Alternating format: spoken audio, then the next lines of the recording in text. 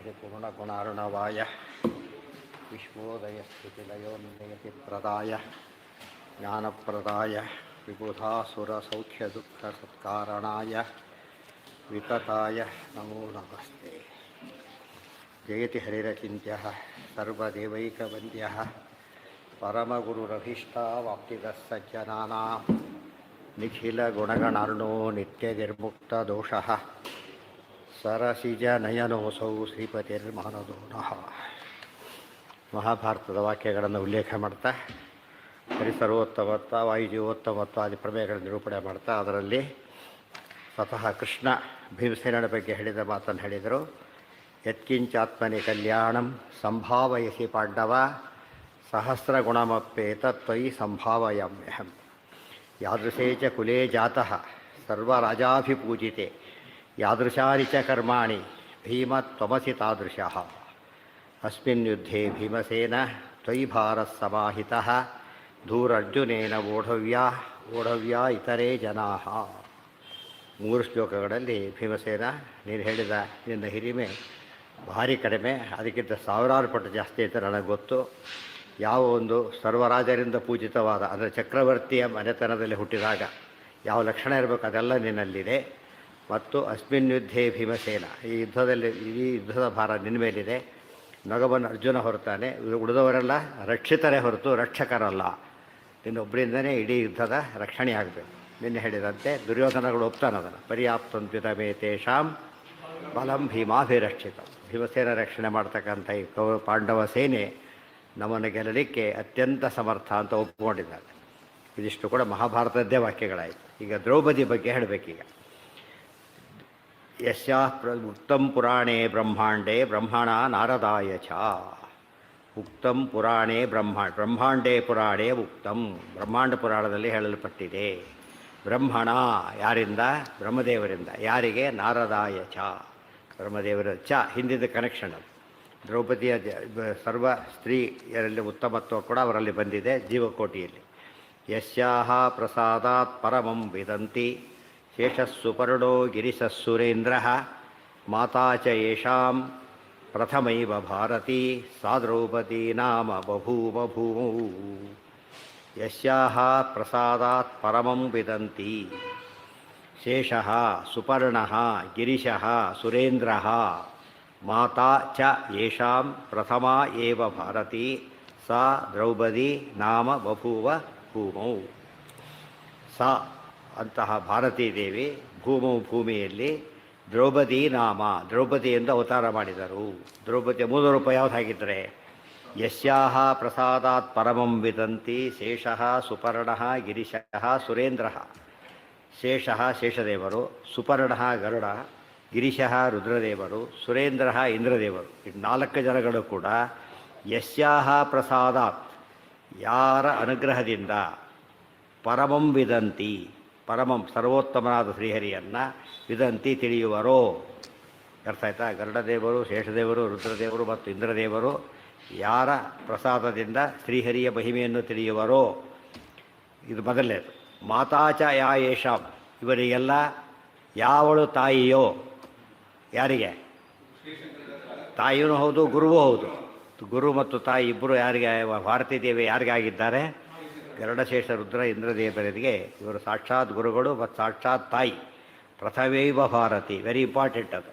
ಸರಸ್ವತಿ ಭಾರತೀಯರ ಮಕ್ಕಳೇ ಈ 4 ಜನ. ಸರಸ್ವತಿ ಭಾರತೀಯರ ಮಕ್ಕಳು, ಬ್ರಹ್ಮವಾಯಿಗಳ ಮಕ್ಕಳು ಅಂತ ಆಯ್ತು. ಅಲ್ಲಿಗೆ ಬ್ರಹ್ಮವಾಯಿಗಳ ಮಕ್ಕಳು ಅಂದರೂ ಒಂದೇ, ಸರಸ್ವತಿ ಭಾರತಿ ಮಕ್ಕಳು ಅಂದರೂ ಒಂದೇ. ಹರಿಕಥಾಮೃತದಲ್ಲಿ ಬಂದಿದೆ, ಅದು ನೆನಪಿರಬೇಕು. ನಿರುಪಮಾನಂದಾತ್ಮಭವ ನಿರ್ಜರ ಭವಾ ಸಂಸೇವ್ಯ ರುಜುಗಣ ದರಸೆ ಸತ್ವಪ್ರಚುರ ವಾಣೀಮುಖ ಸರೋಜಯಿನ ಗರುಡ ಶೇಷ ಶಶಾಂಕ ದಳಶೇಖರರ ಜನಕ. ಗರುಡ ಶೇಷ ಶಶಾಂಕ ದಳಶೇಖರರ ಜನಕ, ಅದೇ ಅರ್ಥನೇ.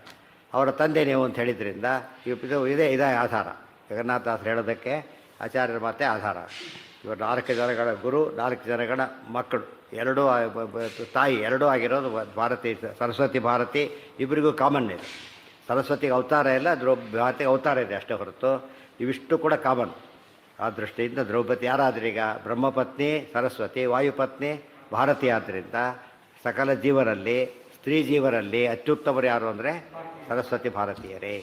ಅಲ್ಲಿ ಬ್ರಹ್ಮವಾಯುಗಳು ಹೇಗೋ ಅಲ್ಲಿ ಪುರುಷ ರುಜುಗಳು ಸ್ತ್ರೀ ರುಜುಗಳು, ಇವರು ರುಜುಗಳು ಅವರು ರುಜುಗಳು, ಪುರುಷ ರುಜುಗಳು ಸ್ತ್ರೀ ರುಜುಗಳು. ಯಸ್ಯಾಹ ಪ್ರಸಾದಾತ್ ಪರಮಂ ವಿದಂತಿ ಶೇಷಃ ಸುಪರ್ಣಃ ಗಿರಿಶಃ ಸುರೇಂದ್ರಃ ಮಾತಾ ಚ ಯಾ ಯೇಷಾಂ ಪ್ರಥಮೈವ ಭಾರತಿ.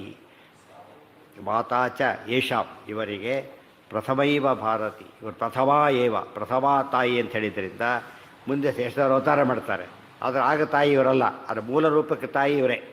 4 ಜನ ಮೂಲ ರೂಪದ ತಾಯಿ ಯಾರು ಅಂದರೆ ಈ ಸರಸ್ವತಿ ಭಾರತೀಯರೇ. ಅಥವಾ ಪ್ರಥಮೈವ ಭಾರತಿ, ಪ್ರಥಮ ಸ್ತ್ರೀ ಜೀವರಲ್ಲಿ ಪ್ರಥಮ ಸರ್ವಶ್ರೇಷ್ಠಿಯಾಗಿರ್ತಕ್ಕಂಥ ಜೀವೋತ್ತಮೆಯಾಗಿರ್ತಕ್ಕಂಥ ಭಾರತೀಯ ಇದ್ದಾರಲ್ಲ, ಸಾ ದ್ರೌಪದಿ ನಾಮ ಬಭೂವ ಭೂಮೌ. ಸಾ ಅಂತ ಪದ ಇದೆ. ಆಚಾರ್ಯ ಸಾ ಮೊದಲು ಬೇರೆ ಅರ್ಥ ಬರೀತಾರೆ. ಸಾ ಅಂದರೆ ಸಾರತ್ವಾತ್ ಸಾ, ಅತಿ ಸ್ತ್ರೀ ಜೀವರಲ್ಲೇ ಶ್ರೇಷ್ಠರು ಅಂತ ಅರ್ಥ. ಸಹ ಪುರುಷರಲ್ಲಿ ಶ್ರೇಷ್ಠರಾದಾಗ ಸಹ, ಸ್ತ್ರೀಯಲ್ಲಿ ಶ್ರೇಷ್ಠ ಆದಾಗ ಸಾ, ಅದೊಂದು ಟೆಕ್ನಿಕಲಿ ಉಪಯೋಗಿಸೋ ರೀತಿ ಅದು. ಸಾ ದ್ರೌಪದಿ ನಾಮ ಬಭೂವ ಭೂಮೌ, ಇದು ಒಂದು ವಾಕ್ಯ. ಅದೇ ಪುರಾಣದ ಇನ್ನೊಂದು ವಾಕ್ಯ ಕೋಟ್ ಮಾಡ್ತಾರೆ. ಯಾಮಾರುತಾದ್ ಗರ್ಭಮಧತ್ತ ಪೂರ್ವಂ ಶೇಷಂ ಸುಪರ್ಣಂ ಗಿರಿಶಂ ಸುರೇಂದ್ರಂ ಚತುರ್ಮುಖಾಭಾನ್ ಚತುರಃ ಕುಮಾರಾನ್ ಸಾ ದ್ರೌಪದಿ ನಾಮ ಬಭೂಮ ಭೂಮೌ. ಯಾ ಮಾರುತಾತ್ ಗರ್ಭಂ ಅಧತ್ತ ಪೂರ್ವಂ ಶೇಷಂ ಸುಪರ್ಣಂ ಗಿರಿಶಂ ಸುರೇಂದ್ರಂ ಚತುರ್ಮುಖಾಭಾನ್ ಚತುರಃ ಕುಮಾರಾನ್ ಸಾ ದ್ರೌಪದಿ ನಾಮ ಬಭೂವ ಭೂಮೌ. ಅದೇ ರೀತಿ ಅರ್ಥನ ಇನ್ನೊಂದು ರೀತಿ ಹೇಳ್ತಾರೆ.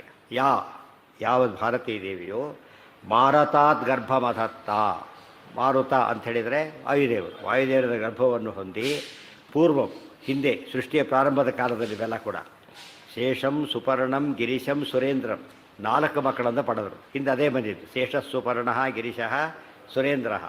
ಶೇಷಂ ಸುಪರ್ಣಂ ಅದು ಪ್ರಥಮ, ಇದು ದ್ವಿತೀಯ, ಅಷ್ಟೇ ವ್ಯತ್ಯಾಸ. ಅಲ್ಲಿ ಮಕ್ಕಳು ಅವರು ಅವರ ತಾಯಿ ಇವರು ಅಂತ ಹೇಳಿದರೆ, ಇಲ್ಲಿ ಇವರೆಲ್ಲ ಕೂಡ ದ್ವಿತೀಯದಲ್ಲಿ ಹೇಳಿದರು ಅಷ್ಟೇ. ಇವರು ಪಡೆದರು, ಅವರು ಪಡೆದವರಾಗಿದ್ದರು, ಅಷ್ಟೇ ವ್ಯತ್ಯಾಸ. ಪೂರ್ವಂ ಶೇಷಂ ಸುಪರ್ಣಂ ಗಿರಿಶಂ ಸುರೇಂದ್ರಂ ಪದಗಳು ಹಾಗೇ ಇದೆ. ಶೇಷ ಸುಪರ್ಣ ಗಿರಿಶ ಸುರೇಂದ್ರ. ಚತುರ್ಮುಖಾಭಾನ್ ಚತುರಃ ಕುಮಾರನ್ ಹೇಗಿದ್ದಾರೆ? ಬ್ರಹ್ಮದೇವರಂತೆ ಇದ್ದಾರೆ ಅಂತ ಹೇಳಿದ ಅರ್ಥ ಏನದಕ್ಕೆ? ಸಾದೃಶ್ಯ, ತಂದೆಯಂತೆ ಮಗ ಅಂತ ಹೇಳ್ತೀವಲ್ಲ ಆ ಅರ್ಥದಲ್ಲಿ ಅವರಿದ್ದಾರೆ.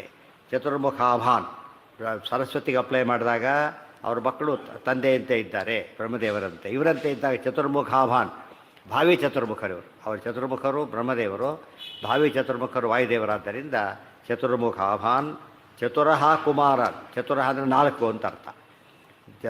ಬ್ರಹ್ಮನಂತೆ ಇದ್ದಂತಹ 4 ಮಕ್ಕಳನ್ನು ಪಡೆದರು. ಗರ್ಭಮಧತ್ತ, ಇವರು ಇರತಕ್ಕಂಥ ಗರ್ಭವನ್ನು ಪಡೆದರು. ಸಾ ಅಂತಹ ಭಾರತೀ ದೇವಿಯೇ ದ್ರೌಪದಿ ನಾಮ ಬಭೂವ ಭೂಮು, ದ್ರೌಪದಿ ಎಂಬುದಾಗಿ ಭೂಮಿಯಲ್ಲಿ ಅವತಾರವನ್ನು ಮಾಡಿದರು. 2 ಬ್ರಹ್ಮಾಂಡ ಪುರಾಣದ ಶ್ಲೋಕಗಳಲ್ಲಿ ಸ್ಪಷ್ಟವಾಗಿ ಭಾರತೀ ದೇವಿ ಯಾರು, ಅವರೇ ದ್ರೌಪದಿ ಎಂಬುದು ಎರಡನ್ನು ತಿಳಿಸಿದಾಗ, ದ್ರೌಪದಿ ಮೂಲ ರೂಪದ ಹಿರಿಮೆ ಎರಡೂ ಬಂದು. ಅದಕ್ಕೆ ಸಕಲ ವಚನ ಚೇತೋ ದೇವತಾ ಭಾರತೀ ಸಾ ಮಮ ವಚಸಿ ನಿಸತ್ತಾಂ ಸನ್ನಿಧಿಂ ಮಾನಸೇಶ. ಅಲ್ಲಿ ಸಾ ಭಾರತಿ ಅನ್ನೋ ಪದ ಸರಿಯಾಗಿ ಹೊಂದುತ್ತಿದೆ.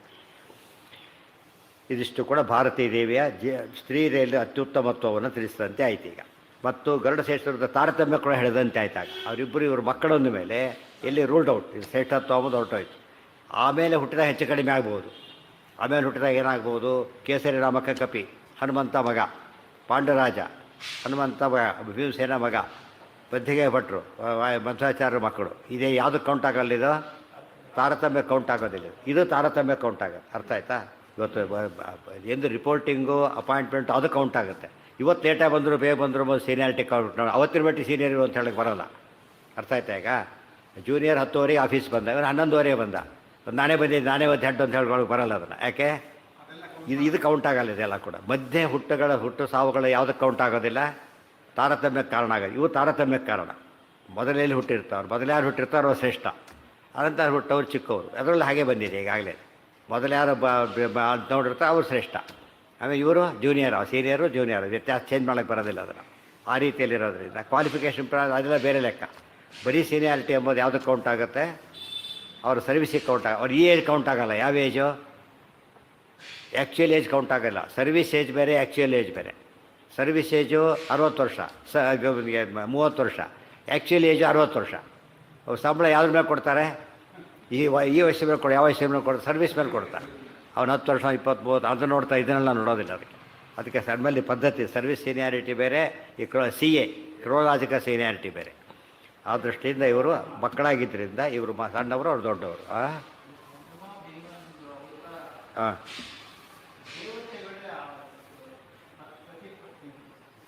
ಹೌದು.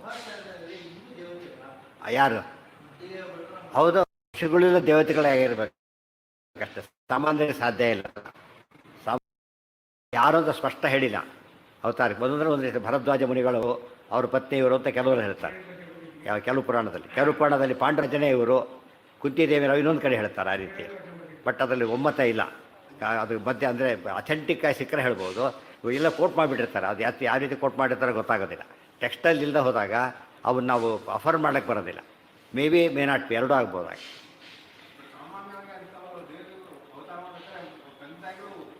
ಅದರಲ್ಲಿ ಬರ್ತೀವಿ ಹೇಳೋಕ್ಕೆ ಕಾರಣನೇ ಇಲ್ಲ, ಗೊತ್ತಾಯ್ತಾ. ಅವ್ರು ಭಾಳ ಶ್ರೇಷ್ಠ ಅಂಶ ಇಲ್ಲ. ಯಾರು ಅಂಬದ ಬಗ್ಗೆ ಅಷ್ಟೇ ಹೆಸರು ಗೊತ್ತಾಗಬೇಕಲ್ಲ. ಯಾರಂತ ನೋಡ್ತಾರೆ, ಇವ್ರು ಯಾರು ದೊಡ್ಡವರು ಅಂತ ಕೇಳ್ತಾರಲ್ಲ, ಅಂತ ಯಾರಂತ ದೊಡ್ಡವರು ಅಂತ ಅಲ್ಲಿ ಕೂತಿದ್ದಾರೆ. ಆದ್ದರಿಂದ ದೊಡ್ಡವರು ಅಂತ ಗೊತ್ತಿದೆ.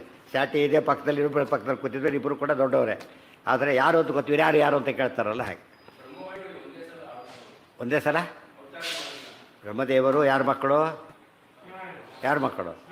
ವಾಸುದೇವ ಮಾಯಾರೂಪದ ಮಕ್ಕಳು. ಇವರು ಜಯ ಸಂಕರ್ಷಣ ರೂಪದ ಮಕ್ಕಳು. ಸಂಕರ್ಷಣ ಭವ ಇವರು ಪರಮಾತ್ಮ ರೂಪಗಳೇ. ಅವು ಕೂಡ ಮೊದಲು ಹುಟ್ಟಿದ್ದು ಯಾರು? ಒಂದು ಕಡೆಗೆ ಒಂದು ಸಲ ಬ್ರಹ್ಮದೇವರು, ಒಂದು ಸಲ ವಾಯುದೇವರು. ಆದ್ದರಿಂದ ಜ್ಯೇಷ್ಠ ಪುತ್ರ ಇವರು ಹೌದು, ಅವರು ಹೌದು. ಯಾಮಾರುತಾದ್ಗರ್ಭವಧತ್ತ ಪೂರ್ವಂ ಶೇಷಂ ಸುಪರ್ಣಂ ಗಿರಿಶಂ ಸುರೇಂದ್ರಂ ಚತುರ್ಮುಖಾಭಾನ್ ಚತುರಃ ಕುಮಾರಾನ್ ಸಾದ್ರೌಪದಿ ನಾಮ ಬಭೂಮೌ.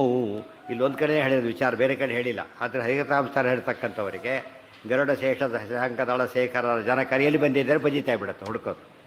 ತಾತ್ಪರ್ಯ ಓದ್ದೆ ಹೋಗ್ಬಿಟ್ರೆ ಏನಾಗುತ್ತೆ, ಅವ್ರಿಗೆ ಆಚಾರ ಕೊಡೋಕ್ಕೆ ಬರೋದಿಲ್ಲ. ತಾತ್ಪರ್ಯ ಒಂದು ಓದಿದ್ರು ಕೂಡ ಸರಿಯಾಗಿ ಏನು ಮಾಡ್ಬೋದಾಗ ಮೂಲ ರೂಪ, ಅಂಶ, ಅವತಾರ, ತಾರತಮ್ಯ ಎಲ್ಲದನ್ನು ಫಸ್ಟ್ ಕ್ಲಾಸಾಗಿ ಹೇಳ್ಬಿಡೋದು. ಈಗ ಒಂದು ಸರಿಯಾಗಿ ತಾತ್ಪರ್ಯ ಗೊತ್ತಿದ್ದರೆ ಸಮಸ್ತ ಶಾಸ್ತ್ರಾರ್ಥ ವಿನಿರ್ಣಯೋಯಂ ಆಚಾರ್ಯ ಸ್ಪಷ್ಟ ಹೇಳ್ತಾರೆ.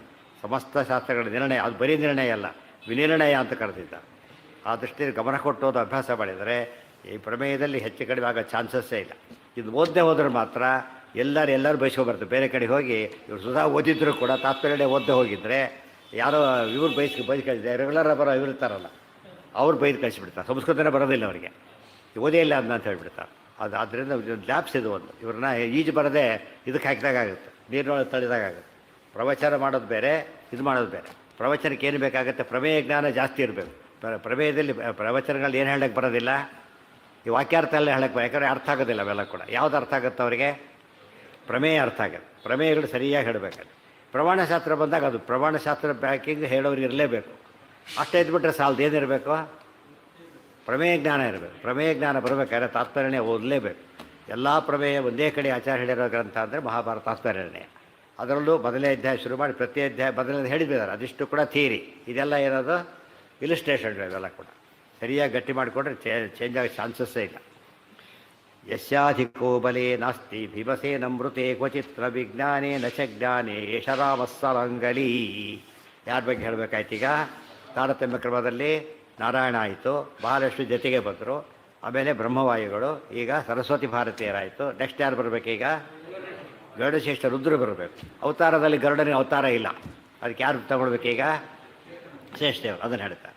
ಯಸ್ಯಾಧಿಕೋ ಬಲೇ ನಾಸ್ತಿ ಭೀಮಸೇನಮೃತೆ ಕ್ವಚಿತ್ ನ ವಿಜ್ಞಾನೇ ನ ಚ ಜ್ಞಾನೇ ಏಷ ರಾಮಃ ಸಲಾಂಗಲಿ. ಯಸ್ಯ ಅಧಿಕಃ ಬಲೇ ನಾಸ್ತಿ, ಯಸ್ಯ ಅಧಿಕಃ ಬಲೇ ನಾಸ್ತಿ ಭೀಮಸೇನಂ ಋತೆ ಕ್ವಚಿತ್, ಭೀಮಸೇನಂ ಋತೆ ಕ್ವಚಿತ್ ನ ವಿಜ್ಞಾನೇ ನ ಚ ಜ್ಞಾನೇ ಏಷಃ ರಾಮಃ ಸಹ ಲಾಂಗಲಿ. ಯಸ್ಯಾಧಿಕಃ ಬಲೇ ನಾಸ್ತಿ ಭೀಮಸೇನಂ ಋತೆ ಕ್ವಚಿತ್. ಭೀಮಸೇನಂ ಋತೆ, ಋತೆ ಅಂದರೆ ಬಿಟ್ಟು ಅಂತ, ಎಕ್ಸೆಪ್ಟ್.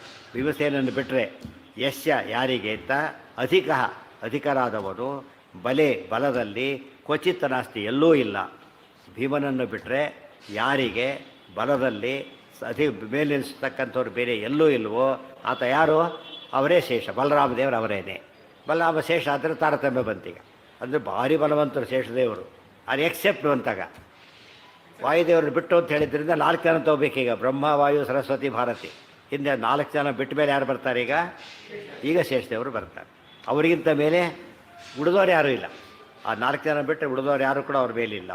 ಯಾಕೆಂದರೆ ಡೌಟ್ ಬಂತು, ಗರುಡ ಇದ್ದಾರೆ, ಆಮೇಲೆ ರುದ್ರದೇವರು ಇದ್ದಾರೆ ಅಂತ ಕೇಳಿದರೆ ಅಲ್ಲ, 3 ಸಮನೇ ಹೊರತು ಏನಲ್ಲ ಅವರು, ಅವರಲ್ಲೇ ತಾರತಮ್ಯ ಅಂತಿಲ್ಲ, 3 ಜನ ಸಮ. ಯಸ್ಯಾಧಿಕೋ ಬಲೇ ನಾಸ್ತಿ, ಬಲದ ವಿಷಯದಲ್ಲಿ ಅಂತ ಅರ್ಥ. ಬಲದ ವಿಷಯದಲ್ಲಿ ಯಶ್ಯ ಯಾರಿಗಿಂತ ಅಧಿಕ ಹೆಚ್ಚಿನವರಾಗಿ ನಾ ಅಸ್ತಿ ಯಾರೋ ಬೇರೆಯವರು. ಎಕ್ಸೆಪ್ಟ್ ಭೀಮಸೇನ ಮೃತೆ, ಎಕ್ಸೆಪ್ಟಿಂಗ್ ಭೀಮಸೇನ. ಎಲ್ಲಿಯೂ ಇಲ್ಲ, ಅಲ್ಲಿಯೂ ಇಲ್ಲ. ಎಲ್ಲರೂ ಇದ್ದರೆ ಕ್ವಚಿತ್, ಎಲ್ಲೂ ಇಲ್ಲ. ಅಲ್ಲಿ ಮೂಲ ರೂಪದಲ್ಲೂ ಇಲ್ಲ, ಅವತಾರ ರೂಪದಲ್ಲೂ ಇಲ್ಲ ಅಂತ ಅರ್ಥ. ಮೂಲ ರೂಪದಲ್ಲೂ ಕೂಡ ನೆಕ್ಸ್ಟ್ ಯಾರು ಬರಬೇಕು ತಾರತಮ್ಯದಲ್ಲಿ? ಶೇಷದೇವರು ಬೇರೆ ಬರಬೇಕು, ಗರುಡಶ್ರೇಷ್ಠರೇ ಬರಬೇಕು. ಅವತಾರದಲ್ಲೂ ಕೂಡ ಸಾಧನೆ ಯಾವಾಗಲೂ ಮ್ಯಾಚಿಂಗ್ ಹಾಗೇ ಇರುತ್ತೆ, ಮೂಲ ರೂಪದ ಸಾಧನೆ ತಕ್ಕಂತೆಯೇ ಇರುತ್ತೆ. ಅದು ಹೇಳಿ ಗುಣಗಳು ಇದ್ದಿದ್ದಕ್ಕೆ ತಾರತಮ್ಯ ಅಂತ ಕರೆದವರು. ಈಕ್ವಲ್ ಗುಣಗಳಿರುತ್ತೆ ಅಂತ ಯಾರಿಗೆ ಸಾಮ್ಯ ಹೇಳ್ತಾರೋ ಅವರಲ್ಲಿ ಏನಿರುತ್ತೆ, ಗುಣಗಳು ಸಮಾನ ಅಂತ ಅರ್ಥ. ಈಕ್ವಲ್ ಅಂದರೆ ಸಮಾನ ಇರಲೇಬೇಕು. ಹೌದು.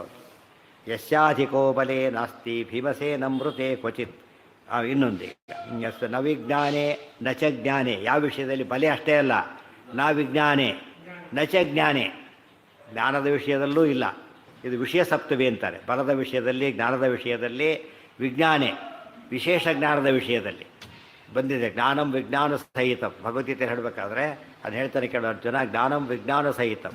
ಅಲ್ಲಿ ಹೇಳಿದರು ನೀರು ಭಗವದ್ರಧೀನ, ಇದು ಜ್ಞಾನ. ನೀರಿನ ರಸನೂ ಕೂಡ ಭಗವದ್ರಧೀನ, ಅದೇನದು ವಿಜ್ಞಾನ. ಅದು ಭೂಲೋಕದಲ್ಲಿ ಯಾರಿಗೂ ಇಲ್ಲ. ಯಾರ ಗುಣಗಳು ಇನ್ನೊಬ್ಬರಿಗೆ ಅಧೀನವಾಗಿ ನಾವು ಕಾಣೋದಿಲ್ಲ ಇಲ್ಲಿ. ಆದರೆ ದೇವರಿಗೆ ಮಾತ್ರ ಏನಾಗಿದೆ, ಆ ವಸ್ತುಗಳು ಅವನ ಅಧೀನ ಅಂತ ತಿಳ್ಕೊಂಡ್ರೆ ಒಳ್ಳೆ ಜ್ಞಾನಿ ಅಂತ ಕರೀತಾನೆ. ಆ ವಸ್ತುವಿನ ಗುಣಧರ್ಮಗಳು ಭಗವದ್ ಅಧೀನ ಅಂತ ತಿಳ್ಕೊಂಡ್ರೆ ಅವನು ವಿಜ್ಞಾನಿ ಅಂತ ಕರೀತಾನೆ. ಅದಕ್ಕೋಸ್ಕರ ಯಸ್ಯಾಧಿಕೋ ನಚ ವಿಜ್ಞಾನೇ ನಚ ಜ್ಞಾನೇ. ವಿಜ್ಞಾನ ಭಗವದ್ಗೀತೆಯಲ್ಲಿ 4 ಸಲ ಬರುತ್ತೆ. ಜ್ಞಾನಂ ವಿಜ್ಞಾನ ಸಹಿತಂ ಇತ್ಯಾದಿ ಪದ ಹೇಳಬೇಕಾದ್ರೆ ಅದಿಷ್ಟು ಕೂಡ ಉಪಯೋಗಿಸ್ತಾರೆ. ಅದು ಇನ್ನೊಂದು ಆಚಾರ ಅರ್ಥ ಹೇಳ್ತಾರೆ. ಜ್ಞಾನ ಅಂದರೆ ಶಾಸ್ತ್ರಜ್ಞಾನ, ವಿಜ್ಞಾನ ಅಂದರೆ ಅಪರೋಕ್ಷ ಜ್ಞಾನ. ಅದು ಇನ್ನೊಂದು ಅರ್ಥ. ಅದಕ್ಕೆ ಅನೇಕ ರೀತಿ ಅರ್ಥ ಇದೆ. ಅದರಲ್ಲಿ ಅದೊಂದು ಅರ್ಥ ಮದ್ದು ಹೇಳಿದ್ದು, ವಸ್ತು ಅಧೀನ, ವಸ್ತುವಿನ ಗುಣಧರ್ಮಗಳು ಅಧೀನ ಎಂಬುದು ಒಂದು ರೀತಿ ಜ್ಞಾನ ವಿಜ್ಞಾನ. ಸಾಮಾನ್ಯ ಎಕ್ಸ್ಪರ್ಟೈಸ್, ಇಂಜಿನಿಯರು ಸ್ಪೆಷಲೈಸೇಷನ್ನು ಇದೆ. ಡಾಕ್ಟ್ರು ಜನರಲ್ ಪ್ರಾಕ್ಟೀಷನರ್, ಯಾವುದ್ರಲ್ಲಿ ಡಾಕ್ಟ್ರ್ ಹೌದು, ಯಾವುದರಲ್ಲೂ ಕೂಡ ಏನಲ್ಲ, ಜನರಲ್ ಫಿಸಿಷಿಯನ್ ಅಷ್ಟೇ, ಅದು ಬೇರೆ. ಎಕ್ಸ್ಪರ್ಟ್ ಅಂತ ಅದರಲ್ಲಿ ಮಾತ್ರ. ಕೆಲವು ಸತ್ಯ ಇಷ್ಟು ಫಿಸಿಷಿಯನ್ನಿಗೆ ಸ್ವಲ್ಪ ಬೆಟರು, ಅವ್ರು ಡಿಕ್ಲೇರ್ ಆದಮೇಲೆ ಅವ್ರು ಹೆಲ್ಪ್ ಮಾಡ್ತಾರೆ. ಬಟ್ ಯಾರ ಹತ್ರ ಹೋಗ್ಬೇಕು ಅಂತ ಹೇಳೋದು ಯಾರು ಫಸ್ಟು? ಇವ್ರು ಹೇಳ್ತಾರೆ ಫಸ್ಟ್. ಈ ಪ್ರಾಬ್ಲಮ್ ಏನಿದೆ ಇಲ್ಲಿ ಹೋಗುತ್ತೆ ಇವ್ರು ಹೇಳಬೇಕು, ಇವ್ರ ಮೂಲಕ ಹೋಗ್ಬೇಕು. ಅವ್ರು ರೆಕಮೆಂಡ್ ಮಾಡ್ತಾರೆ. ಯಾಕೆಂದ್ರೆ ಉಳಿದ ಸರಿ ಇದ್ದರೆ ಅವ್ರ ಟ್ರೀಟ್ಮೆಂಟ್ ಸರಿ ಹೋಗುತ್ತೆ. ಅದೊಂದೇ ಮಾಡ್ಲಿಕ್ಕೆ ಹೊರೆಯಾಗುತ್ತೆ, ಬೇರೆ ಹೆಚ್ಚು ಕಡಿಮೆ ಏನಿದೆ ಪಜಿತಾ ಬಿಡುತ್ತೆ. ಆದ್ದರಿಂದ ಇವರು ಬೇಸಿಕ್ ಇವರೇ. ಅದು ನಾವು ತೋರಿಸ್ತಿಲ್ಲ, ಎಮರ್ಜೆನ್ಸಿಗೆ ಹೋಗೋದು, ಹಾರ್ಟ್ ಇದೆ, ಅವೆಲ್ಲ ಸಾಮಾನ್ಯ ಲಕ್ಷಣ. ಆದರೆ ಕೆಲವು ಸತಿ ಏನು ಗೊತ್ತಾಗೋದಿಲ್ಲ. ಅವಾಗ ಯಾರ ಹತ್ರ ಹುಡುಕ್ಬೇಕಾಗ ಫಿಸಿಷಿಯನ್ನೇ ಟೆಸ್ಟ್ ಮಾಡಿ ಹೇಳಬೇಕು. ಅದಕ್ಕೆ ಸಾಮಾನ್ಯ ಜ್ಞಾನ. ಸ್ಪೆಷಲ್ ಜ್ಞಾನ ಅಂಬೋದು ವಿಜ್ಞಾನ. ಇದು ಎರಡು ಗೊತ್ತಿದ್ದರೆ ಭಾರಿ ಶ್ರೇಷ್ಠ. ಅದಕ್ಕೆ MBBS ಓದ್ದೆ ಹೋದರೆ ಏನಿಲ್ಲ, MD ಮಾಡಾಗಿಲ್ಲ. ಫಸ್ಟ್ ಏನು ಮಾಡಿರ್ಬೇಕು ಅವರು? ಸಾಮಾನ್ಯ ಜ್ಞಾನ ಇರಬೇಕು, ಅವೇ ಸ್ಪೆಷಲ್ ಜ್ಞಾನ. ಅದರಲ್ಲಿ ಸ್ಪೆಷಲೈಸೇಷನ್.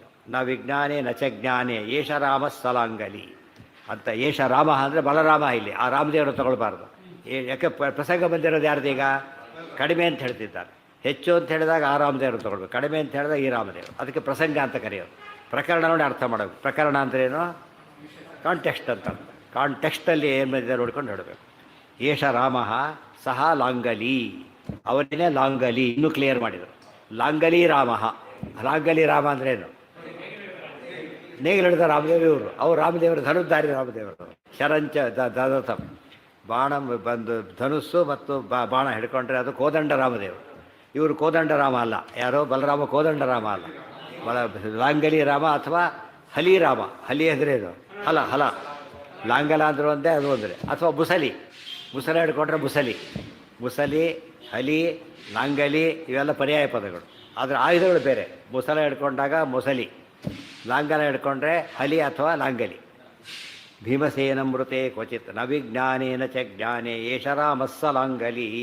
ಇವರೇ ಬಲರಾಮ ಅಂತ ಅರ್ಥ ಆಯ್ತಾರೆ. ಇದರಿಂದ ಶೇಷದೇವರ ತಾರತಮ್ಯ ಬಂತು. ಯಸ್ಯಾಧಿಕೋ ಬಲೇ ನಾಸ್ತಿ ಭೀಮಸೇನಮೃತೆ ಕ್ವಚಿತ್ ನ ವಿಜ್ಞಾನೇನ ಚ ಜ್ಞಾನೇ ಏಷ ರಾಮ ಸಲಾಂಗಲಿ. ಇವೆಲ್ಲ ಶೇಷದೇವರು ಪೂಜೆ ಮಾಡಬೇಕಾದ್ರೆ ಹೇಳ್ಬೋದು ಮಂತ್ರಗಳೆಲ್ಲ. ಶೇಷದೇವ್ರ ಪೂಜೆಗೆ ಇವೆಲ್ಲ ಬೇಕಾದ ಮಂತ್ರಗಳೇ. ಅವತಾರ ಸಮೇತ ಹೇಳಿದಂತೆ ಆಯ್ತಾಗ. ಯಶ್ಚನ ಪ್ರತಿಯೋದ್ಧಾಸ್ತಿ ಭೀಮಮೇಕಂ ಮೃತೆ ಕ್ವಚಿತ್ ಅನ್ವಿಷ್ಯಾಪಿ ತ್ರಿಲೋಕೇಶು ಸಯೇಷ ಮುಸಲಾಯುಧ. ಇನ್ನೊಂದು ಅಂಥದ್ದೇ ಶ್ಲೋಕ. ಯಶ್ಯ ನ ಪ್ರತಿಯೋದ್ಧ ಅಸ್ತಿ ಭೀಮಂ ಏಕಂ ಋತೆ ಕ್ವಚಿತ್ ಅನ್ವಿಷ್ಯಾಪಿ ತ್ರಿಲೋಕೇಶು ಸಹ ಏಷಃ ಮುಸಲಾಯುಧಃ. ಅದು ಬಂತೀಗ. ಲಾಂಗಲ ಬಂದಿತ್ತು, ಮುಸಲನು ಬಂತು. ಯಸ್ಯ ನ ಪ್ರತಿಯೋದ್ಧ ಅಸ್ತಿ ಭೀಮಂ ಏಕಂ ಋತೆ ಕ್ವಚಿತ್. ಭೀಮಂ ಏಕಂ ಋತೆ ಕ್ವಚಿತ್. ಇಲ್ಲಿ ಹಿಂದೆ ಭೀಮಂ ಋತೆ ಅಂತ ಬಂತಲ್ಲ, ಅವಾಗ ಇನ್ನೊಂದು ಸೇರಿಸ್ಕೋಬೋದಾ ಅಂದರೆ ಏಕಂ ಒಂದೇ ಅಂತ ಹೇಳಿದ್ರಿಂದ ಏನಾಯ್ತು ಈಗ? ನೋಡೋದಕ್ಕೆ ಎರಡು ಒಂದೇ ಅರ್ಥ ಶ್ಲೋಕಗಳೇ, ಕ್ಲಾರಿಟಿ ಜಾಸ್ತಿ ಇದೆ ಇದರಲ್ಲಿ. ಒಂದು ಸರ್ತಿ ಅವ್ರನ್ನೂ ಬಿಟ್ಟು ಅಂತಾರೆ, ಇವ್ರನ್ನೂ ಬಿಟ್ಟು ಅಂತ ಸೇರಿಸ್ತಾರೆ ಮತ್ತು ಕೆಲವು ಸಲ. ಇಲ್ಲಿ ಹಾಗೆ ಸೇರಿಸಾಗಿಲ್ಲ ಯಾರು? ಓನ್ಲಿ ಭೀಮ ಅಂತ ಹೇಳಿದ್ರಿಂದ only one, that is Bhima. Except only one, that is Bhima ಅಂದರೆ ಏನಾಯ್ತು ಅಲ್ಲಿಗೆ? ಬೇರೆ ಯಾರು ಬರೋ ಚಾನ್ಸೇ ಇಲ್ಲ ಅಂತ ಆಯ್ತಾರೆ. ಭೀಮಂ ಏಕಂ ಋತೆ ಕ್ವಚಿತ್, ಭೀಮಸೇನನ ಒಬ್ಬನನ್ನು ಬಿಟ್ಟು ಕ್ವಚಿತ್ ಎಲ್ಲೂ ಸಹ ಯಸ್ಯ ಯಾವರಿಗೆ ಪ್ರತಿಯೋದ್ಧ ನ ಅಸ್ತಿ. ಪ್ರತಿಯೋದ್ಧ ನ ಅಸ್ತಿ. ಪ್ರತಿಯೋದ್ಧ ಅಂದ್ರೇನು? ಪ್ರತಿಯಾಗಿ ಪ್ರತಿಮಲ್ಲ ಏನಾಗಿರ್ಬೇಕಾತ? ಆ ಕ್ಯಾಲಿಬರ್ ಆಗಿರ್ಬೇಕು. ಆ ಕ್ಯಾಲಿಬರ್ ಮಲ್ಲ ಇನ್ನೊಬ್ಬ ಇಲ್ಲ. ಇನ್ನು ಆ ರೀತಿ ಯುದ್ಧ ಮಾಡ್ತಕ್ಕಂಥ ಮತ್ತೊಬ್ಬ ವ್ಯಕ್ತಿ ಇಲ್ಲ. ಮತ್ತೆ ನೋಡಿ, ಬರೀ ಬಲ ಇಲ್ಲ ಇವರು, ಮುಸಲ ಅಲಾಂಗಲ ಇರಬೇಕು, ಫುಲ್ ಫ್ಲೆಡ್ಜ್ ಇರ್ಬೇಕಾದ್ರೆ. ವಾಯುದೇವ್ರು ಬೇಕಿಲ್ಲ, ಏನು ಸಾಕು? ಬರೀ ಕೈ ಸಾಕು. ಅದು ಗದಾಯುಧ ಇರ್ಬೋದು, ಬಟ್ ಇರಬೇಕು ನಿಯಮ ಏನೂ ಇಲ್ಲ. ಇವ್ರಿಗೆ ಹಾಗಲ್ಲ. ಏನಿರಬೇಕು ಇವರಿಗೆ? ಎರಡು ಆಯುಧಗಳು ಬೇಕು. ಏಷರಾಮ ಸಲಾಂಗಲಿ ಯಶ್ಯರಾಮ ಇದೆಲ್ಲ ಹೇಳಿದ್ರ ಕಾರಣ ಅದು. ಲಾಂಗಲಿ ಅಂತ ಯಾಕೆ ಹೇಳಿದ್ರು? ಒಂದು ಕಾರಣ ಏನು? ಆ ರಾಮ ಅಲ್ಲ ಈ ರಾಮ ಅಂತ ತಿಳ್ಕೊಳ್ಳೋಕ್ಕೆ. ಇನ್ನೊಂದೇನು? ಆಯುಧ ಬೇಕು ಅಂತ ಹೇಳೋದಕ್ಕೋಸ್ಕರ. ಅರ್ಜುನ ಗಾಂಡೀವಿ ಅಂತ ಹೇಳಿದ್ರೇ, ಗಾಂಡೀವ ಇದ್ರೇ ಕೆಲಸ, ಇಲ್ಲದೋದ್ರೆ ಏನಿಲ್ಲ. ಎಕ್ಸ್ಪರ್ಟ್ ನಂಬರ್ ಒನ್ನೇ ಕಾರ್ಪೆಂಟರ್ ಇನ್ ದಿ ವರ್ಲ್ಡ್. ಟೂಲ್ಸೇ ಇಲ್ಲ, ಏನು ಮಾಡಬೇಕತ್ತ?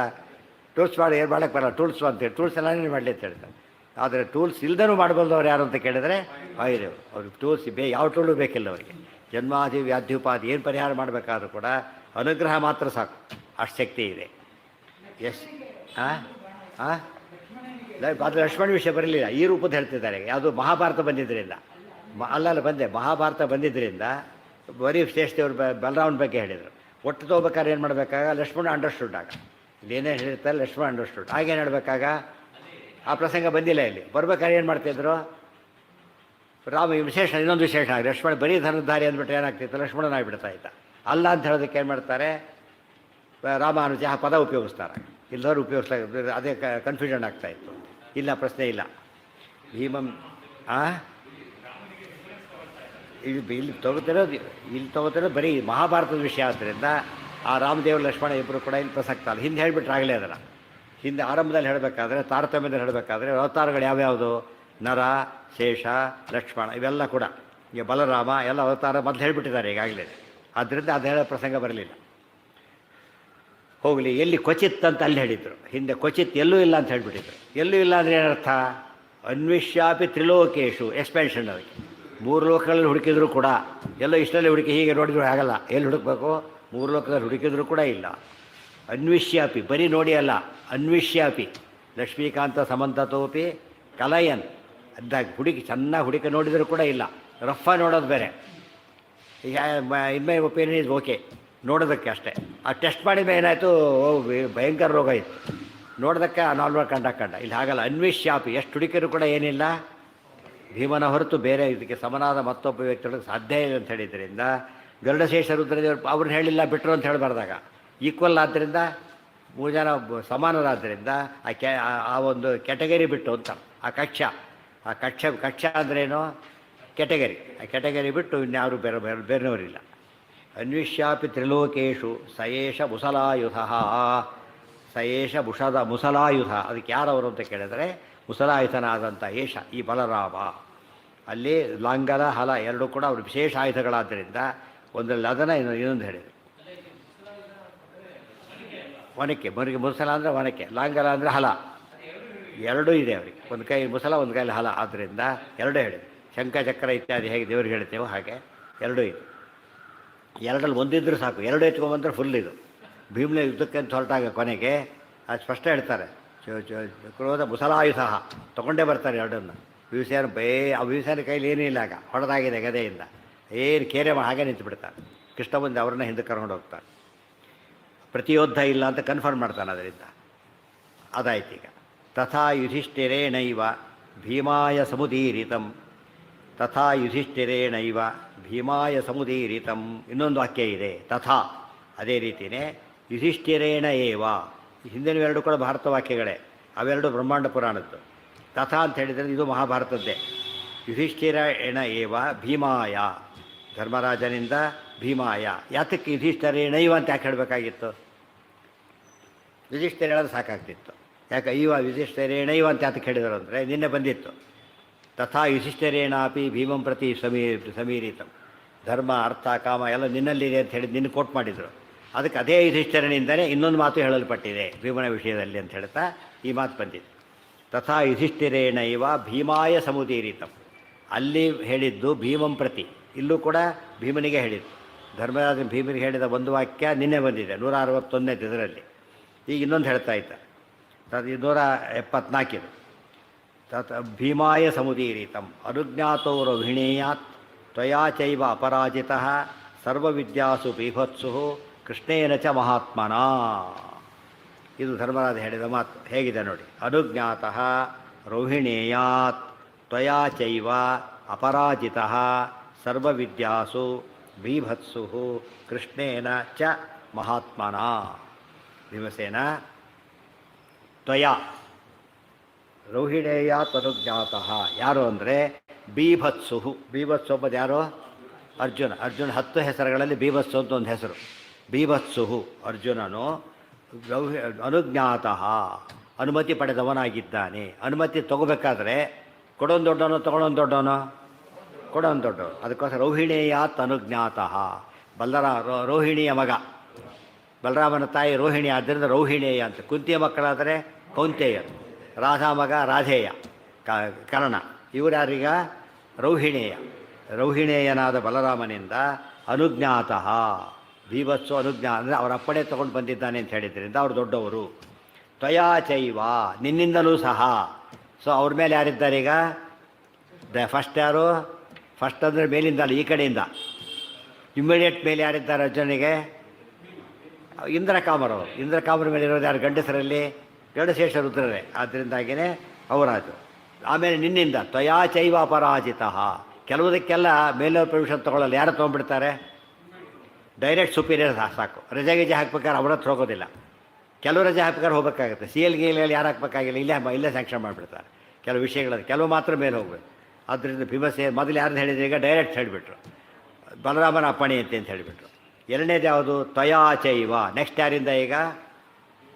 ತ್ವಯ ನಿನ್ನಿಂದ. ಈ ಹೇಳ್ತಿರೋದು ಯಾರಿಗೆ? ಭೀಮನಿಗೆ. ಆದ್ದರಿಂದ ಯಾರೀಗ?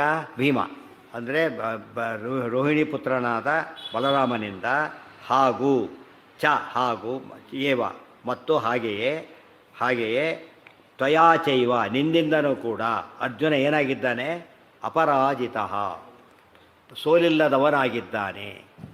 ರೋಹಿಣಿಯನಿಂದ ಬಲರಾಮನಿಂದ ಅನುಜ್ಞಾತನಾಗಿ ಅರ್ಜುನ ಏನಾಗಿದ್ದಾನೆ? ಸೋಲಿಲ್ಲದವನಾಗಿದ್ದಾನೆ. ಇಲ್ಲದವರು ಏನಾಗ್ತಿದ್ದ? ಸೋಲ್ತಿದ್ದ ಅಂತ ಅರ್ಥ. ಬಲರಾಮನ ಅನುಗ್ರಹ ವಾಯುದೇವರು ಇಲ್ಲದವರು ಅರ್ಜುನ ಸೋಲ್ತಿದ್ದ. ಅನುಗ್ರಹ ಇದ್ದಾಗ ಗೆಲ್ತಾನೆ. ಯಾವ್ಯಾವುದರಲ್ಲಿ? ಸರ್ವವಿದ್ಯಾಸು ಅನುಜ್ಞಾತಃ ಅಪರಾಜಿತಃ. ಈತ ರೋಹಿಣೇಯಾತ್ ಅನುಜ್ಞಾತಃ ಬೀಭತ್ಸು ಸರ್ವವಿದ್ಯಾಸು ಅಪರಾಜಿತಃ. ಎಲ್ಲ ವಿದ್ಯೆಗಳಲ್ಲೂ ಕೂಡ ಬಲರಾಮನ ಅಪ್ಪಣೆ ಬೇಕು ಅಂತ ಹೇಳಿದ್ದರಿಂದ ಏನಿದೆ ಅಂತ ಬಿಂಬ ಪ್ರತಿಬಿಂಬ ಭಾವ ಇದೆ. ಅದಿಲ್ಲ ನೋಡಿ, ಎಲ್ಲದಕ್ಕೂ ಬೇಕಿಲ್ಲ. ಬಿಂಬ ಪ್ರತಿಬಿಂಬ ಭಾವ ಇದ್ದ ಮಾತ್ರ ಏನು ಬೇಕು? Total dependence. ಪ್ರತಿಯೊಂದರಲ್ಲೂ ಅವ್ರು ಸುಪೀರಿಯರ್.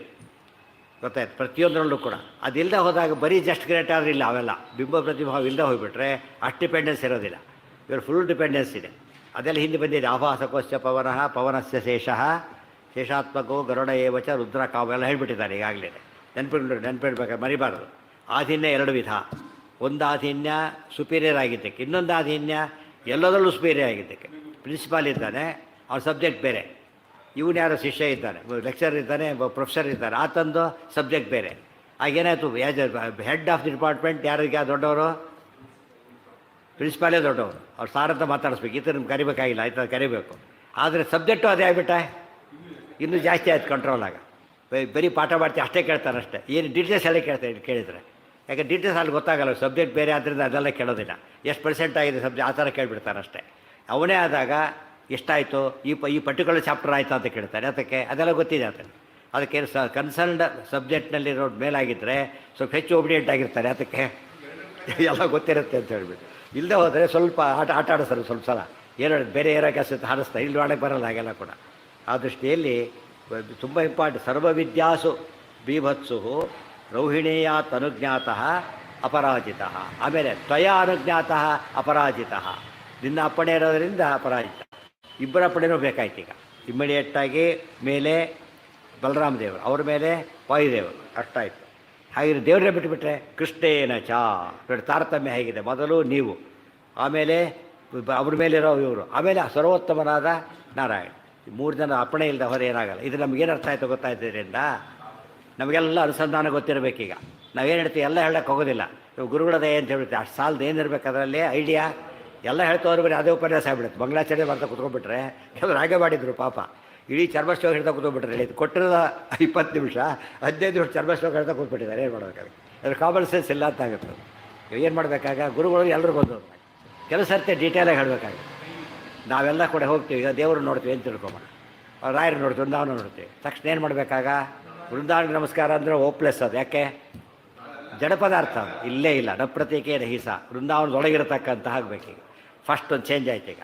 ಮತ್ತು ಅವರೊಳಗಿರತಕ್ಕಂತಹ ತುಂಬ ಜನ ಇದ್ದಾರೆ ಗೊತ್ತು, ಬೇಲೂರು ಅದೆಲ್ಲ ಬಿಟ್ಬಿಟ್ಟು ಏನು ಹೇಳುತ್ತೆ ಭಾರತೀಯರು ಒಳತ್ತೆ ಅಲ್ಲಿಗೆ ಹೋಗಿಬಿಡ್ತೇವೆ. ಯಾಕೆ ಇಲ್ಲದವ್ರು ಏನು ಮಾಡೋಕ್ಕಾಗಲ್ಲ, ಬೇಳೆ ಮಾಡೋಕ್ಕಾಗೋದೇ ಇಲ್ಲ. ನಮಸ್ಕಾರ ಮಾಡೋದು ಒಂದು ನಮಸ್ಕಾರ ಸುತ್ತೋಡೋದು ಹೋಗ್ತಾರೆ, ಆಮೇಲೆ ಸಾಧ್ಯ ಇಲ್ಲ. ಅಂಡರ್ಸ್ಟುಡ್ ಅವೆಲ್ಲ. ತಕ್ಷಣ ಇಲ್ಲಿ ಹೋಗ್ತಾರೆ ಲಕ್ಷ್ಮೀನಾರಾಯಣ ಬೇರೆ ಬಿಟ್ಬಿಡ್ತಾರೆ. ಅದು ಗೋಲಕತ್ರಯ ಚಿಂತನ ಅಂತ ಕರೆಯೋದು. ಎಲ್ಲ ಮಾಡಬೇಡಿ, 3 ಮಾಡಿದರೆ ಸಾಕು ಅಂತ. ಪಿತೃ ಕಾರ್ಯದವ್ರು ಅಷ್ಟೇ ಎಷ್ಟು ಜನ, 3 ಜನ. ಇಲ್ಲದ್ರೆ ಏನಾಗ್ತಿತ್ತು, ಇದೇ ಸಾಧ್ಯ ಮಾಡಿ ಯಾರ್ಯಾರು ಮಾಡ್ತಿದ್ದಿಲ್ಲ. ಅದಕ್ಕೆ ಕೇಳಿದರೆ ಎಷ್ಟು ಪಿಂಡ ಇಡಬೇಕಾಗ್ತಿತ್ತು.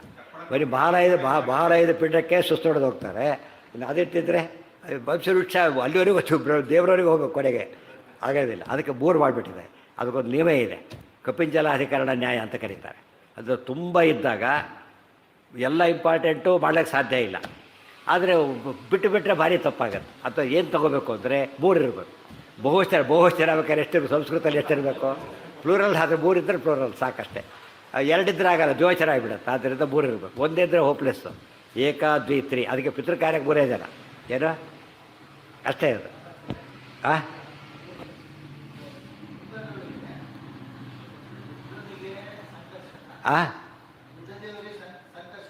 ಹೌದು ಹೌದು ಹೌದು ಹೌದು. ಇಲ್ಲ ಗರುಡಿಗೆ ಬೇರೆ, ಗರುಡಿಲ್ಲ. ಗರುಡಿಗಿದೆ ಕಾಮನ್, ಇಬ್ಬರು ಬೇರೆ ವ್ಯತ್ಯಾಸ ಇದೆ. ಗರುಡವಾಹನ ಅಂತಲೇ ಕರಿಬೇಕಷ್ಟಾಗಿ, ಇದಿಲ್ಲ ಸಂಕರ್ಷಣ ಅಂತ ಹೇಳಿಲ್ಲ. ಇಲ್ಲ, ಬಿಂಬರೂಪ ಸಮಾಧಾನಗಳು ಏನಿರಬೇಕಾಗಿಲ್ಲ, ಒಂದೇ ಇರಬೇಕಾಗಿಲ್ಲ. ಅದಕ್ಕೆ ಅಷ್ಟೇ 2 ದ್ವಾರ ಹೇಳ್ತಾರೆ ಮುಕ್ತಿಗೆ, 2 ಬೇರೆ ಬೇರೆ ಹೇಳ್ತಾರೆ. 2 ಮಾರ್ಗ 2 ಬೇರೆ ಆಯಿತು. ರುದ್ರ ಮಾರ್ಗ ಅಂತಿಲ್ಲ, ಯಾಕೆ ಶ್ರೇಷ್ಠವಾರ ಆಗ್ತಾರೆ. ಇಲ್ಲ, 2 ಬೇರೆ ಮಾರ್ಗ ಹೇಳೋದ್ರಿಂದ ಒಂದೇ ರೂಪ ಅಲ್ಲ ಅವ್ರಿಗೆ, ಬೇರೆ ಬೇರೆ ರೂಪ. ಎಸ್ ಯಾರಿಗೆ 2 ಪ್ರಸಂಗನೂ ಹೇಳಬೇಕು. ಸಂಕರ್ಷಣ ಹೌದು, ನರಸಿಂಹನೂ ಹೌದು. ಯಾಕೆ 2 ಸಂಹಾರಕ ರೂಪಗಳೇ. ಸಂಕರ್ಷಣ ಹೇಳ್ತಾರಲ್ಲ, ಸಂಕರ್ಷಣಸ್ಯ ಸಬಹುವ ಸ್ವನಸ್ಸು ನಿತ್ಯ ಸಂಹಾರ ಕಾರಣ ಬಪುಹು. ನರಸಿಂಹದೇವರು ಕೂಡ ನರಸಿಂಹೋ ಅಖಿಲಾಜ್ಞಾನ ಮತಧ್ವಾಂತ ದಿವಾಕರ ಜಯತ್ಯಮಿತ ಸಜ್ಞಾನ ಸುಖಶಕ್ತಿ ಪಯೋನಿಧಿ. ಆದ್ದರಿಂದ ಯಾವ ರೂಪಗಳು ಅವರಿಗೆ ಅದು ಅಷ್ಟೇ ಅಲ್ಲ, ನಮಗೆ ಹೇಳಿರೋದು ಅಷ್ಟೇ ಹೇಳಿದ್ದಾರೆ. ಅವ್ರಿಗೆ ಬೇಕಾಷ್ಟಿರುತ್ತೆ. ಯಾಕೆಂದರೆ ಯಾವ್ಯಾವ ಪರ್ಪಸ್ ಬೇಕೋ ಅದೆಲ್ಲ ಹೇಳ್ತಾ ಹೋಗ್ತಾರೋ. ಅವರೇನೇ ಬೇರೆ ಬೇರೆ ಪರ್ಪಸ್ ಬಂದಾಗ ಏನು ಮಾಡಬೇಕು, ಅವರು ರೂಪ ಚೇಂಜ್ ಮಾಡಬೇಕಾಗ. ಅರ್ಥ ಆಯ್ತಾ? ಎಲ್ಲ ಕಡೆ ಕಾಮನ್ ಅಲ್ಲ. ನಮಗೆ ಅದೆಲ್ಲ ನಮ್ಮ ವಿಷಯ ನಮಗೆ ಗೊತ್ತಿಲ್ಲ, ಹೇಳಬಾರ್ದು, ಅದು ಹೇಳಿಲ್ಲ ಅಷ್ಟೇ ಹೊರತು ಪ್ರಸಂಗ ಬಂತ ಬದಲಾಯಿಸ್ತಾರೆ. ಯಾವ ಪರ್ಪಸ್ ಇದೆ, ಯಾವುದಕ್ಕೋಸ್ಕರ ಆಗಿದೆ, ಅದು ನೋಡದೆ ಚಿಂತನೆ ಮಾಡೋ ಕ್ರಮ ಬೇರೆ ಉಂಟು. ನಾವು ರಫ್ಲಿ ಅಷ್ಟು ತಿಳ್ಕೊಂಡ್ರೆ ಸಾಕಷ್ಟೆ. ಅದು ಉಳಿದವ್ರ ಬಗ್ಗೆ ಆಚರಣೆ ತಿಳ್ಕೊಂಬಿಡಿ ಅಷ್ಟೇ. ನೀವಂತೂ ಮಾಡೋಕ್ಕೆ ಹೋಗಲ್ಲ ಅದನ್ನು. ಅವ್ರಿಗೆ ಇಷ್ಟೊಂದು ಸಾಮಾನ್ಯ ತಿಳ್ಕೊಂಡ್ರೆ ಸಾಕು ಅಂತ ಹೇಳ್ತಾರೆ. ತಥಾ ಯುಧಿಷ್ಠಿರೇಣ ಇವ ಭೀಮಾಯ ಸಮುದೀರಿತಂ ಅನುಜ್ಞಾತು. ಇದರಿಂದ ಯಾವ ಕಾಲಕ್ಕೂ ಕೂಡ ಎಷ್ಟು ಜನ ಸ್ಮರಣೆ ಮಾಡಿದರೂ ಸಾಲದಾಗ. ಅದಕ್ಕೆ ಮೂಲಗುರು, ಆದಿಗುರು, ಪರಮಗುರು, ಗುರು ಇಷ್ಟೇ. ಅಥವಾ ಶ್ರೀ ಗುರುಭ್ಯೋ ನಮಃ, ಪರಮಗುರುಭ್ಯೋ ನಮಃ, ಆನಂದತೀರ್ಥ ಭಗವತ್ಪಾದಾಚಾರ್ಯ ಗುರುಭ್ಯೋ ನಮಃ. ಇದು ಗುರುಮಂತ್ರ ಹೇಳಬೇಕಾದ್ರೂ ಜೈತೀರ್ಥರು ಯಾರೂ ಬರೋದೇ ಇಲ್ಲ. ಯಾಕೆ ಬಂದರೆ ಅದು ಆಗೋದಿಲ್ಲ. ಮಂತ್ರ ಇದೇ ದ್ವಾದಶ ಗುರು ನಮಸ್ಕಾರ ಅಂತ ನೀಟ್ ಮಾಡಿ, ದ್ವಾದಶ ಗುರು ನಮಸ್ಕಾರ. ಉಳಿದು ಎಲ್ಲ ಬರಲಿಲ್ಲ ಅಂತಲ್ಲ, ಅದು ಅಂತ ಸೇರ್ಕೊಂಡ್ಬಿಟ್ಟಿದ್ದಾರೆ ಅಂತ. ಬಿಟ್ಟಿದ್ದೇವೆ ಅಂತ ತಿಳ್ಕೊಬೇಕಾಗಿಲ್ಲ. ಯಾವುದ್ರಲ್ಲಿ ಬರ್ತಾರೋ ಅವರು ಶ್ರೀ ಗುರುಭ್ಯೋ ನಮಃ ಅಂತಿದೆ. ಗುರುಭ್ಯೋ ಅಂತ ಹೇಳಿದಾಗ ಬಹುವಚನ ಬಂದಾಗ ಆದಿ ಶಬ್ದ ಎಲ್ಲರೂ ಸೇರ್ಕೊಂಡ್ಬಿಡ್ತಾರೆ ಅಂತ. ಗುರುಗಳು ತುಂಬ ಜನ ಇರೋದು ಗುರುಭ್ಯೋ. ದೇವರು ಒಬ್ಬನೇ ಆದ್ದರಿಂದ ಹರಿ ಓಂ. ದೇವರಿಗೆ ಏಕವಚನ, ಗುರುಗಳಿಗೆ ಬಹುವಚನ. ನಮಗೇನು ಅನಿಸುತ್ತೆ, ಗುರುಗಳೇ ದೊಡ್ಡವರು, ಬಹುವಚನ ಉಪಯೋಗಿಸ್ತೀವಿ. ಆದ್ದರಿಂದ ದೇವರೇ ಚಿಕ್ಕವರಲ್ಲ. ದೇವರು ಒಬ್ಬನೇ ಆದ್ದರಿಂದ ಏಕವಚನ. ಗುರುಗಳು ಒಬ್ಬರಿದ್ದರೆ ಅಲ್ಲೇ ಅಲ್ಲ. ಒಬ್ರು PhD ಮಾಡಿದರೆ ಒಂದನೇ ಕ್ಲಾಸ್ ತೊಗೊಂಡು ಎಷ್ಟು ಜನ ಬೆಸ್ಟ್ ಆಗಿರ್ತಾರೆ ಅವನಿಗೆ, ಅದೆಲ್ಲ ಹೇಳ್ತಾ ಕೊಡೋದಿಲ್ಲ. ಪ್ರೊಫೆಸರ್ ಯಾರು PhD ಗೈಡ್ ಹೆಸರು ಹೇಳ್ಬಿಡ್ತಾರೆ, ವೃದ್ಧ ಅದು ಹೇಳೋದೇ ಇಲ್ಲ ಅವರು. ಆದರೆ ಅವ್ರ ಉಪಕಾರ ಇಲ್ಲ ಅಂತಲ್ಲ, ಇದ್ದೇ ಇದೆ. ಅದಕ್ಕಾಗಿ ನಾವೆಲ್ಲ ಅನುಸಂಧಾನ ಅಂದ್ರೇ ಸರಿ. ಪ್ರತಿ ಸರ್ತಿ ಹೇಳ್ಬೇಕಾದ್ರೂ ಅವ್ರ ಕಥೆ ಎಲ್ಲ ಇದು, ನಮ್ಮ ಅನುಸಂಧಾನಕ್ಕೆ ಹೆಲ್ಪ್ ಆಗಬೇಕಿದು. ನಾವು ಬೈಪಾಸ್ ಮಾಡೋಕ್ಕೆ ಹೋದರೆ ತಪ್ಪಾಗುತ್ತಾಗ. ಬೈಪಾಸ್ ಮಾಡಿಕೊಡೋದು ಅಂತ ಹೇಳೋದಕ್ಕೋಸ್ಕರ ಹೇಳ್ತಾರೆ, ಮನಸ್ಸಲ್ಲಿ ಇರಲೇಬೇಕು. ನೀವೇನು ಗುರುಗಳೆಲ್ಲ ಬಿಡಿ ಅಂತ ಹೇಳಿದ್ರೆ ತಪ್ಪಾಗುತ್ತೆ. ನಮಗಿಂತ ಉತ್ತಮರಾದರೆ ಪಾಠ ಹೇಳಿಕೊಡ್ಲಿ ಬಿಡಲಿ, ಏನವರು ಹೊರಗಡೆ. ಅದು ಒಂದು ಕಂಡೀಷನ್ ಹಾಕಿದ್ದಾರೆ ಆಚಾರ್ಯರು. ಯಾವಾಗ ಆಗೋದಿಲ್ಲ ಗೊತ್ತಾ? ತದುತ್ತಮ ವಿರೋದ್ಧಾರ, ಅವರಿಗಿಂತ ದೊಡ್ಡವರಿಗೆ ದ್ರೋಹ ಮಾಡಿದರೆ ಗುರುತ್ವ ಹೋಗಿಬಿಡುತ್ತೆ ಅಂತ ಹೇಳ್ತಾರೆ. ಯಾಕೆ ಸಸ್ಪೆಂಡೆಡ್ ಕೇಸು ಬರೋದೇ ಇಲ್ಲ, ಅವ್ರು ಹೆಸರು ಹೇಳಿದ್ರೆ ಇವಳು ಸಸ್ಪೆಂಡ್ ಆಗ್ತಾರೆ ಆಮೇಲೆ. ಆದ್ದರಿಂದ ಸಸ್ಪೆಂಡ್ ಆಗಿ ಕೇಸ್ ಅಲ್ಲದೆ ಹೋದರೆ ತದುತ್ತಮ ವಿರೋದ್ಧಾರ, ತಮಗಿಂತ ಉತ್ತಮರ ವಿರೋಧವನ್ನು ಮಾಡಿದವರು ನಮಗಿಂತ ದೊಡ್ಡವರಾಗಿದ್ದರೂ ಕೂಡ ಏನಲ್ಲ, ಅವರು ಗುರುಗಳಲ್ಲ, ನೆನ್ಪಿಟ್ಕೊಂಡಿರ್ಬೇಕು. ಇಲ್ಲದೆ ಹೋದರೆ ನಮಗೆ ಪಾಠ ಹೇಳದೆ ಹೋದರೂ ಗುರುಗಳು. ದೊಡ್ಡವರ ಜ್ಞಾನದಲ್ಲಿ ನಮಗೆ ದೊಡ್ಡವರು ಅಂದರೆ ಮುಗಿದು. ಆಮೇಲೆ ಪದ್ಧತಿ ಇದೆ, ಓದಬೇಕು ಅಂತ ನಿಯಮ ಇಲ್ಲದೇ ನಮಸ್ಕಾರಗಳು ಮಾಡೇ ಮಾಡ್ತಾರೆ. ಅದು ನಮ್ಮಲ್ಲಿ ದೊಡ್ಡ ವಿಶೇಷಾಂಶ. ನಮ್ಮಲ್ಲಿ ಬೇರೆ ಕಾಲದ ಪ್ರಿನ್ಸಿಪಾಲ್ ಅಲ್ಲೇನು ಇನ್ನು ಹೋದ ಸಾರಂತಾನೆ ನಮ್ಮ ಪ್ರಿನ್ಸಿಪಾಲ್ ಅಲ್ಲೇನೋ ಅಂತ ಹೇಳೋಗಿಲ್ಲೇ ಇಲ್ಲ, ಹಾಗೆ ಮಾತಾಡಿಸ್ಬೇಕು. ಅದು ಲೋಕದಲ್ಲಿ ಕಂಡಿರೋ ವ್ಯಾಪಾರ. ಅದೇ ಸಬ್ಜೆಕ್ಟ್ ತೊಗೊಳದೆ ಹೋದರೂ ಕೂಡ ಸ್ಟಾಫ್ನಲ್ಲಿರೋರೆಲ್ಲ ಸ್ಟೂಡೆಂಟ್ಸ್ಗೇನು ಟೀಚರ್ ಸ್ಟಾಫಲ್ಲಿ ಇರ್ತಾರೆ, ಆದ್ದರಿಂದ ಅವ್ರ ಗೌರವದಿಂದನೇ ಕಾಣಬೇಕು. ಹಾಂ, ಅರ್ಜುನ್ ಹೆಸರು ಅಂತ ಹೇಳಿದ್ನಲ್ಲ, 10 ಹೆಸರಲ್ಲಿ ಅರ್ಜುನ. ಭೀಭತ್ಸನು ಅರ್ಜುನ ಯಾಕೆಂದರೆ ಶತ್ರುಗಳಿಗೆ ಭೀಭತ್ಸಕ್ಕೆ ಉಂಟು ಮಾಡ್ತಕ್ಕಂಥ ಕೆಲಸ ಮಾಡ್ತಾನೆ, ಗೊತ್ತಾಯ್ತಾ? ಇನ್ನೊಂದು ಅರ್ಥ ಇದೆ, ಭೀಭತ್ಸಕ್ಕೆ ಹೊಲ್ದ ಒಳ್ಳೆ ರೀತಿ ಮಾಡ್ತಾನೆ. ಯಾರಿಗೂ ಕೂಡ ಏನು ಮಾಡೋದಿಲ್ಲ ಅರ್ಜುನ, ಏನು ಮಾಡೋದಿಲ್ಲ, ಹೊರಗಡೆಗೆ ಭಯ ಹುಟ್ಟಿಸೋದಿಲ್ಲ, ತನ್ನ ಕೆಲಸ ಮಾಡಿಬಿಡ್ತಾನೆ ಅಂತ. ಕೆಲವು ಡಾಕ್ಟ್ರ್ ಇಂಜೆಕ್ಷನ್ ಕೊಟ್ಟರೆ ಗೊತ್ತು ಕೂಡ ಆಗೋದಿಲ್ಲ, ಕೆಲವ್ರು ಕೊಟ್ಟರೆ ವಾರಗಟ್ಟಲೆ ಒದ್ದಾಡಬೇಕು ಅವನು. ಆಗಲ್ಲ, ವಾರಗಟ್ಟಲೆ ದಡ ಹಿಡಿದು ಬಿಡ್ಬೇಕಾಗಿರುತ್ತೆ. ರಕ್ತ ಸುರಿತಾ ಇರುತ್ತೆ ಹಾಗೇನೆ. ಕೆಲವು ಏನು ಮಾಡಿ ಏನು ಹಾಕಿದ್ರೆ ಡೌಟು, ಅಷ್ಟರ ಮಟ್ಟಿಗೆ ಇರ್ತಾರೆ. ಅದು ಸೊಳ್ಳೆ ಕಡೋದಕ್ಕಿಂತ ಕಡಿಮೆ ಇರ್ತಾರಲ್ಲ, ಅಷ್ಟು ಕಡಿಮೆ ಕೊಡ್ತಾರೆ. ಅದೇನು ಎಕ್ಸ್ಪರ್ಟೈಸ್ ಬೇಕು ಅದಕ್ಕೆ. ಅರ್ಜುನ ಹಾಗೆ ಮಾಡ್ತಿದ್ದ. ಎಂಥ ಭಯಾನಕವಾದ ಕೆಲಸ ಮಾಡಿದರೂ ಕೂಡ ನೋಡೋರಿಗೆ ಏನು ಅನ್ನಿಸ್ತಿರಲಿಲ್ಲ, ಭಯ ಹುಟ್ಟಿಸ್ಬೇಕು ಅನ್ನಿಸ್ತಿರಲಿಲ್ಲ. ಅದು ವಿಶೇಷ. ಅದು 2 ಅರ್ಥನೂ ಹೇಳಿದ್ದಾರೆ. ಭೀಭತ್ಸು ಕೃಷ್ಣೇನ ಚ ಮಹಾತ್ಮನ. ಈ ಅನುಸಂಧಾನ ಕ್ರಮ ಇದ್ದಾಗ ನಮ್ಮ ಪ್ರತಿಯೊಂದು ವಿದ್ಯೆಯೂ ಕೂಡ ದೊಡ್ಡವರ ಅಧೀನವಾದ್ದರಿಂದ ಅವ್ರು ಪ್ರಸನ್ನರಾಗದೆ ಹೋದರೆ ವಿದ್ಯೆ ಏನಾಗುತ್ತಲ್ಲೋ ಬ್ಲಾಕ್ ಆಗುತ್ತೆ, ಅದು ಹೊರಗೆ ಬರೋದಿಲ್ಲ. ಅಲ್ಲೇ ಬ್ಲಾಕ್ ಆಗಿಬಿಟ್ಟು ಅವ್ರು ಸೋಲ್ತಾರಾಗ. ಹಾಗೆ ಗುರುದ್ರೋಹಾದಿಗಳನ್ನು ಮಾಡಿದಾಗ ಏನಾಗುತ್ತೆ, ಅವರಿಗೆ ಸೋಲು ಬಂದೇ ಬರುತ್ತೆ. ಕಾರಣ ಏನು ಅಂದರೆ ಅದು ಅವರಿಗೆ ಅನುಗ್ರಹ ಪಡೆದಿಲ್ಲ, ಆದ್ದರಿಂದ ಅದಿರಲೇಬೇಕು. ಅನ್ವೇಷ ರೋಹಿಣೇಯಂಚ ತ್ವಾಂಚ ಭೀಮಾಪರಾಜಿತಂ ಶೌರ್ಯೇ ವೀರ್ಯೇ ಶೌರ್ಯೇ ಬಲೇ ನಾಣ್ಯ ತೃತೀಯ ಫಲ್ಗುನಾದೃತೆ. ಇನ್ನೊಂದು ವಾಕ್ಯ ಅಷ್ಟೇ ಕ್ಲಾರಿಟಿ ಇದೆ ನೋಡಿ. ಮತ್ತೆ ಇದೇ ರೀತಿ ಇರತಕ್ಕಂಥ ವಾಕ್ಯ, ಅದೇ ಧರ್ಮರಾಜನೇ ಅದೇ ಭೀಮನಿಗೆ ಹೇಳೋದು. ಮತ್ತೆ ಕಾಂಟೆಕ್ಸ್ಟ್ ಬೇರೆ, ಅದರಿಂದ ರಿಪಿಟೇಷನ್ ಅಲ್ಲ. ಮತ್ತು ಹೊಸ ವಿಷಯ ಇರುತ್ತೆ, ಆದ್ದರಿಂದ ರಿಪಿಟೇಷನ್ ಅಲ್ಲ. ನೋಡು ಭೀಮಸೇನ, ಅನ್ವೇಷ ರೌಹಿಣೇಯಂ ಅನೂಯೇಷಃ ರೌಹಿಣೇಯಂ ಚ ತ್ವಾಂ ಚ ಭೀಮ ಭೀಮ ಸಂಬೋಧನೆ. ಭೀಮ ಅಪರಾಜಿತಂ ವೀರ್ಯೇ ಶೌರ್ಯೇ ಬಲೆ ನ ಅನ್ಯ ತೃತೀಯ ಫಲ್ಗುನಾತ್ ಋತೆ. ಭೀಮಸೇನ ನೋಡಿ, ಋತೆ ಏಷಃ ಅಂದರೆ ಅರ್ಜುನ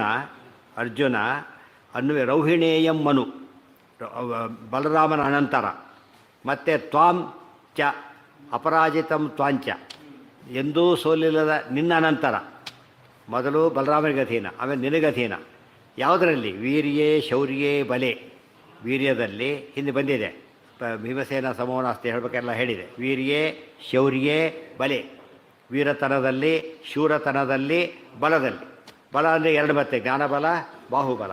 ಈ 4ರಲ್ಲೂ ಕೂಡ ಫಲ್ಗುನಾತೃತೆ, ಅರ್ಜುನನ ಹೊರತು ಅನ್ಯ ತೃತೀಯ ನ, ಮೂರನೇ ಇನ್ನೊಬ್ಬನಿಲ್ಲ. ಉಲ್ಟಾಪಾಠ ಹೇಳಿದರು, ಮೇಲೆ ಹೇಳಿದರೆ ಕೆಳಗೆ ಹೇಳ್ತಾರೆ. ಅರ್ಜುನನ ಸಮನಾದ ವ್ಯಕ್ತಿ ಇನ್ನೊಬ್ಬನಿಲ್ಲ. ಯಾರು? ನಾಣ್ಯ ತೃತೀಯ ಫಲ್ಗುನಾದೃತೆ. ಅರ್ಜುನ ಯಾವ ಗುಂಪಿನವನೀಗ? ಥರ್ಡ್.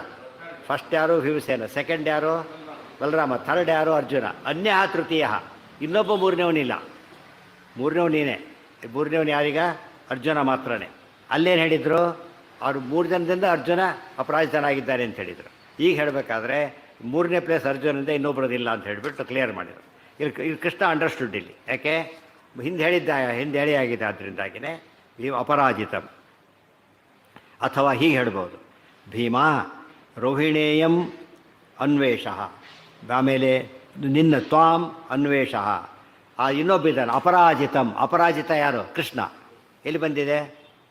ದುರ್ಧರೋಥ ಅಪರಾಜಿತ. ವಿಷ್ಣು ಸಹಸ್ರನಾಮದಲ್ಲಿ ಅಪರಾಜಿತ ಅಂತ ಯಾರ ಹೆಸರು?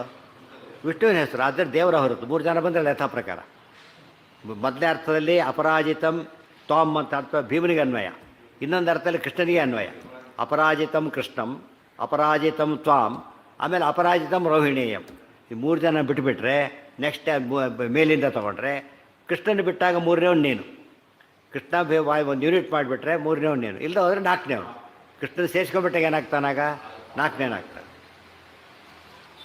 ಅಲ್ಲಿ ಹೇಳ್ತಾರೆ ನೋಡಿ ಮುಂದೆ, ವೀರ್ಯ ಕೆಲವು ಸತ್ಯ ಇಬ್ಬರೇ ಅಂತಾರೆ, ಕೆಲವು ಸತ್ಯ 3 ಅಂತಾರೆ, ಕೆಲವು 4 ಅಂತಾರೆ. ಎಷ್ಟು ಜನ ತೊಗೊಂಡಿದ್ದಾರೆ ಅಂದಮೇಲೆ ಪ್ಲೇಸ್ ಡಿಪೆಂಡ್ ಆಗುತ್ತೆ ಅಷ್ಟೇ. ಅದು ಮುಂದೆ ಬರೋದು ಅಂಥದ್ದೇ ವಾಕ್ಯ ಮುಂದೆ ಬರುತ್ತೆ. ಈಗ ವೀರ್ಯೇ ಶೌರ್ಯೇ ಬಲೇ ನಾಣ್ಯ ತೃತೀಯ ಫಲ್ಗುಣಾದೃತೆ. ಋತೆ ಅಂತ ಎಷ್ಟು ಕಡೆ ಬಂತೀಗ?